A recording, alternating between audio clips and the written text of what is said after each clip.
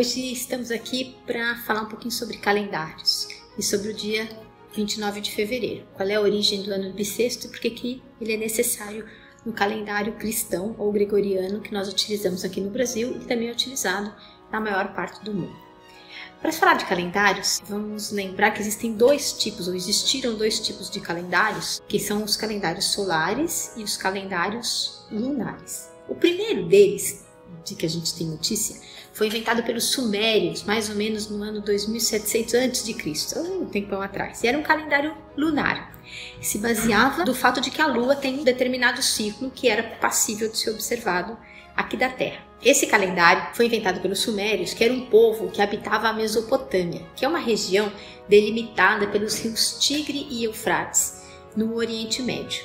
Hoje, a região da Mesopotâmia corresponde mais ou menos ao Kuwait e uma grande parte do Iraque, e também as fronteiras do Iraque com o Irã, também uma região da Síria e a sua fronteira com a Turquia. Então, os sumérios habitavam essa região, que ficava mais ou menos no sul da Mesopotâmia. E o calendário deles era composto por 12 meses lunares, de 29 ou 30 dias, totalizando, num total de 354 dias, o que não corresponde aos 365 dias com os quais vocês estão acostumados aí a lidar no nosso calendário gregoriano. Muito bem, também havia o calendário egípcio. Esse sim era um calendário solar, que tinha 365 dias. Eles eram divididos em 12 meses de 30 dias, o que dava 360 dias, e mais 5 dias que não pertenciam a mês nenhum. E não havia ano bissexto. Uma curiosidade do calendário egípcio é que ele era dividido em 3 estações: o verão, o inverno e as inundações. Muito bem, também houve um calendário islâmico, ou conhecido por calendário egírico, por causa da Hégira, que era o nome que foi dado à fuga de Maomé para Medina. O primeiro ano desse calendário é justamente o ano quando aconteceu essa Hégira, ou essa fuga. Muito bem, existe um calendário chinês. O calendário chinês é lunisolar, significa que ele leva em conta tanto o ciclo solar quanto o ciclo lunar. E ele é um calendário especial, porque ele é composto de 12 anos, e ele começa sempre em fevereiro, então o ano novo chinês sempre começa em fevereiro. Ele não tem uma data fixa, por conta desse ciclo lunisolar do céu e da lua. Isso não é uma coisa muito trivial de perceber, mas todo mundo deve ser familiar, já deve ter ouvido falar do famoso horóscopo chinês, que é uma pseudociência. A gente vai perder aí um tempo, gastar um tempo falando sobre horóscopos em geral, muito em breve aqui nesse canal. Mas voltando ao horóscopo chinês, são 12 animais, porque o horóscopo é constituído de 12 anos, então o ciclo completo depende de passarem esses 12 anos.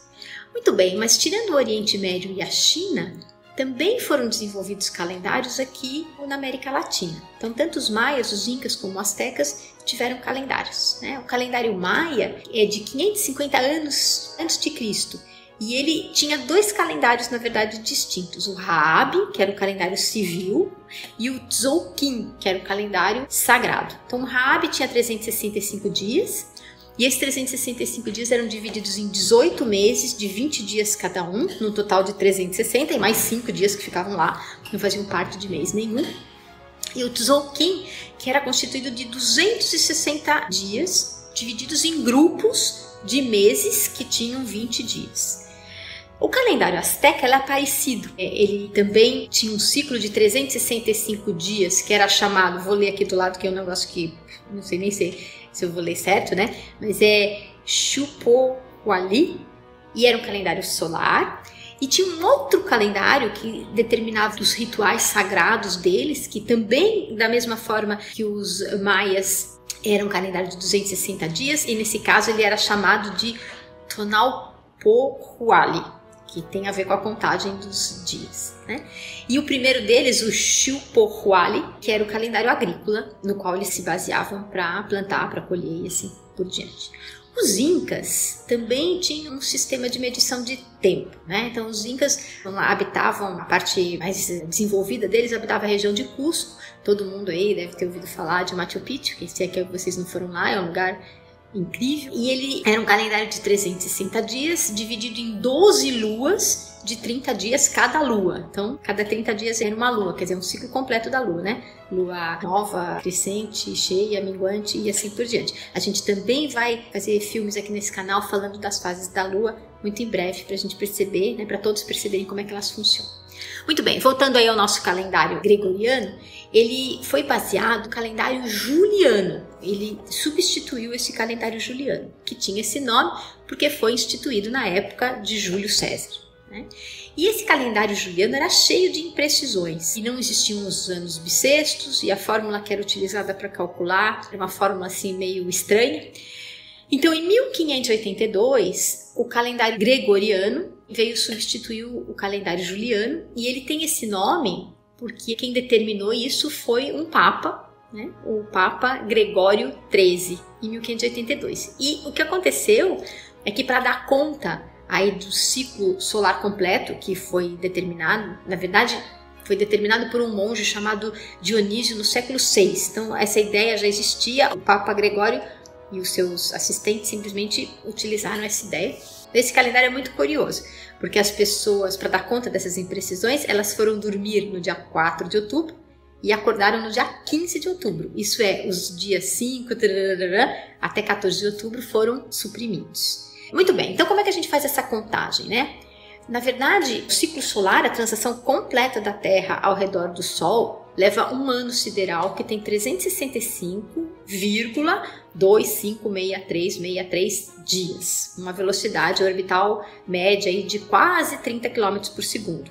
30 km por segundo é a nossa velocidade aqui, né, de translação ao redor do Sol.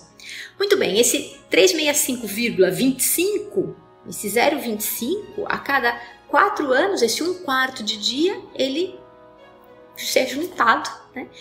E aí o dia 29 de fevereiro é instituído para que esse ciclo continue. Muito bem, então o calendário gregoriano, ele foi instituído de tal forma que ele permitiu o ajuste do calendário propriamente dito com eventos astronômicos mais importantes, que são os solstícios e os equinócios, né? O que são os solstícios e os equinócios? Vocês podem olhar aí nessa figurinha, e a primeira coisa que a gente deve lembrar para poder entender isso, a translação da Terra ao redor do Sol não se dá com o eixo da Terra assim. O eixo, ela se dá ligeiramente inclinada com relação ao seu eixo de rotação, né? Então a Terra gira e o seu eixo de rotação está assim, mas com relação à translação, a Terra está ligeiramente inclinada.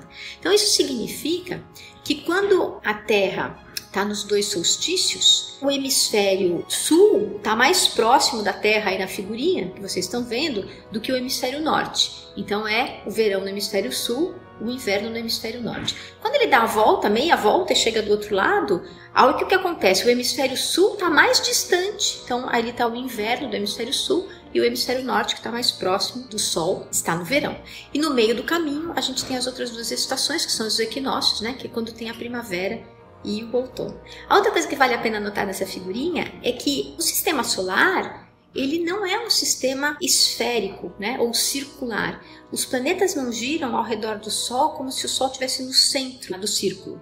Na verdade, é um sistema elíptico, e a elipse tem 2 focos. Como essa elipse tem uma excentricidade muito pequenininha, significa que os 2 focos estão muito próximos um do outro, então é quase como se o sistema solar fosse um sistema circular, né? Mas não é, na verdade é uma elipse. E isso também tem influência aí nos solstícios e nos equinócios, nas temperaturas nos hemisférios norte e sul, que agora estão sendo sobrepujadas pelo efeito do aquecimento global na era do antropoceno, né? Os homens estão conseguindo mexer em alguns desses efeitos. Ok, então para concluir, eu queria falar também um pouquinho sobre o 13º, né? Qual é a relação entre o 13º e a existência do dia 29 de fevereiro? Nenhuma. Mas o modo como o 13º foi instituído, curiosamente, é muito parecido com o modo como o dia 29 de fevereiro foi necessário. Então, nos países onde o salário começou a ser pago, né, na Inglaterra, na época da Revolução Industrial, esses primeiros países pagavam o salário semanalmente. Então, o trabalhador trabalhava, chegava no sábado, sexta, em geral, trabalhava no sábado também, alguns países trabalhavam também no domingo, né, recebiam o salário. Então, os trabalhadores recebiam por 52 semanas, toda semana ele tinha um salário. Bom, por questões que não cabem aqui, passou a ser mais fácil pagar mensalmente. Isso significava que, em termos das semanas trabalhadas, todo mês o trabalhador recebia o equivalente a 4 semanas. Mas um mês tem mais do que 4 semanas, né? Tem 30 dias, né? Tirando fevereiro, ou 31 dias. Isso significa que 12 vezes 4 dá 48, mas o ano tem 52 semanas, ficavam 4 semanas sem ser pagas. Essas 4 semanas que deram origem ao 13º salário. Então, o 13º salário, em princípio, não é um prêmio de Natal, né? Ele é um direito pelo tempo que foi trabalhado sem ter sido pago. Bom, vou finalizar por aqui. Aproveite o dia 29 de fevereiro, porque outro desses só daqui a 4 anos.